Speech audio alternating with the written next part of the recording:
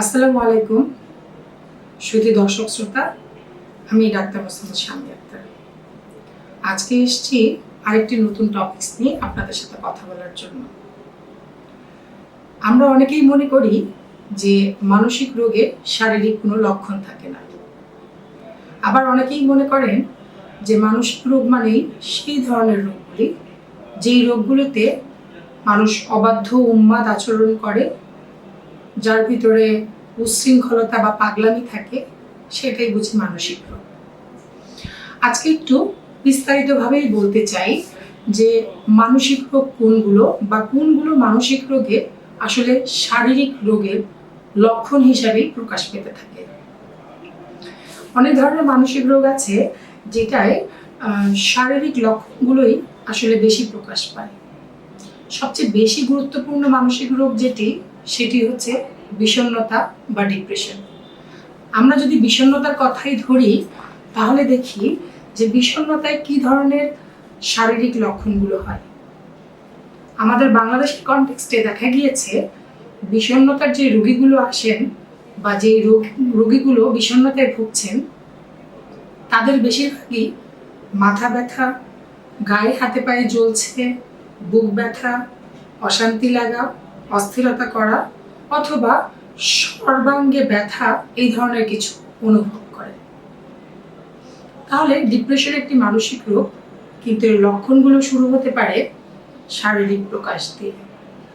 এছাড়াও আরেকটি গুরুত্বপূর্ণ রোগ আছে, যেমন ধরুন উদ্বিগ্নতা বা এংজাইটি জনিত রোগ, যেই রোগে শারীরিক লক্ষণগুলো অনেক স্পষ্ট।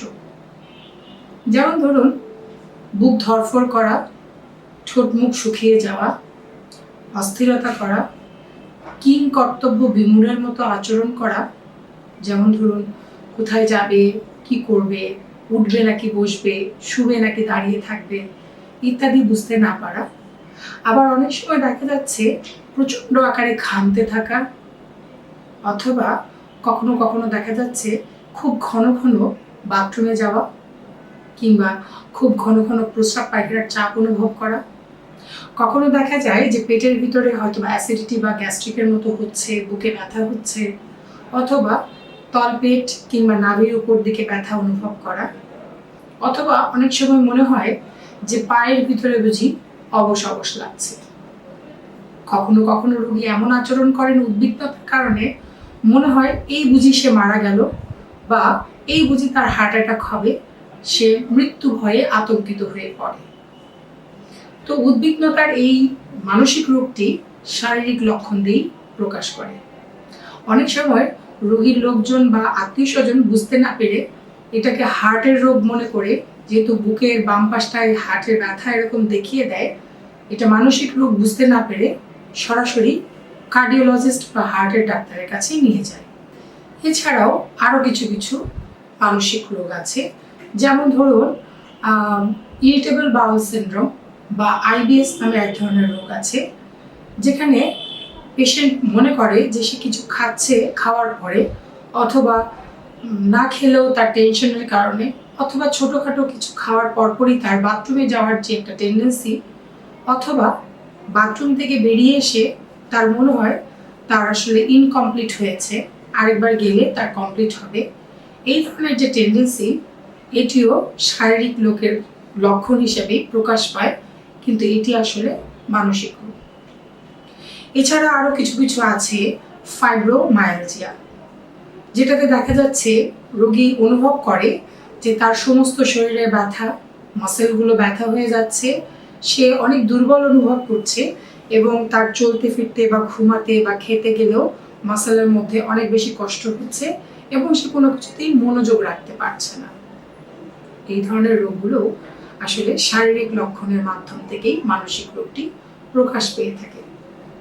গুরুত্বপূর্ণভাবে দেখা গিয়েছে যে গবেষণায় যতগুলো মানসিক রোগ শারীরিক লক্ষণ দিয়ে প্রকাশ করে, তার ভিতরে বাংলাদেশে সবচেয়ে বেশি যে রোগটি আসে বা হসপিটালে ভর্তি হওয়া যতগুলো রোগ আছে, তার ভিতরে সবচেয়ে কমন যে রোগটি সেটি হচ্ছে কনভার্সন ডিসঅর্ডার, যেটি কি বই কাগজ কলমে বা DSM-5 এর ডায়াগনস্টিক ক্রাইটেরিয়া অনুযায়ী এটাকে বলা হয় ফাংশনাল নিউরোলজিক্যাল সিমটম ডিসঅর্ডার।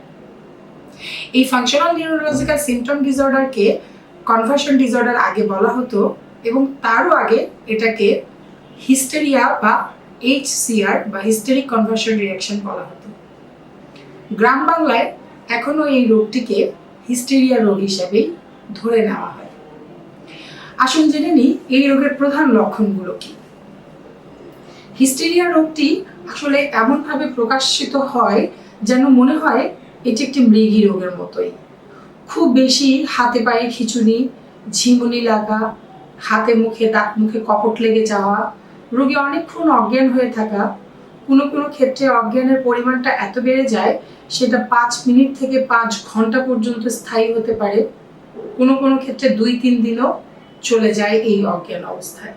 রোগী অনেক সময় দেখা গিয়েছে কথা বলতে পারে না, অথবা রোগীকে দেখা গিয়েছে যে রোগী বাথরুম করতে পারছে না বা কোনো কিছু গিলতে পারে না।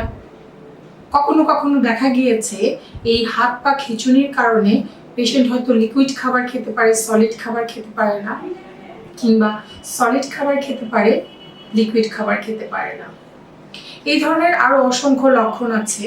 অনেক সময় দেখা গিয়েছে যে শারীরিক লক্ষণগুলোর পাশাপাশি আরো কিছু কিছু অ্যাডিশনাল শারীরিক লক্ষণ দেখা দেয়, যেমন ধরুন চোখ মুখ উল্টে যাওয়া, অনেক বেশি বমি হয়ে যাওয়া, হ্যাঁ, অথবা কখনো কখনো দেখা গিয়েছে যে রোগীর হাতে পায়ে বল না পাওয়া, পা অবশ অথবা হাত অবশ হয়ে যাওয়া, যে কোনো একটি অঙ্গ বা একটি সাইড প্যারালাইসিস হয়ে গেছে এই ধরনের অনুভব করা। আবার কখনো কখনো দেখা গিয়েছে যে জিভে কামড় লেগে শরীরের কোনো কোনো জায়গায় ক্ষত হয়েছে, অথবা দেখা গিয়েছে সে পড়ে গিয়ে ব্যথা পেয়েছে। এই যে এই ধরনের লক্ষণগুলো বললাম, এগুলো শারীরিক লক্ষণ কনভার্সন ডিসঅর্ডার বা হিস্টেরিয়া রোগের, মানসিক রোগটির শারীরিক লক্ষণ।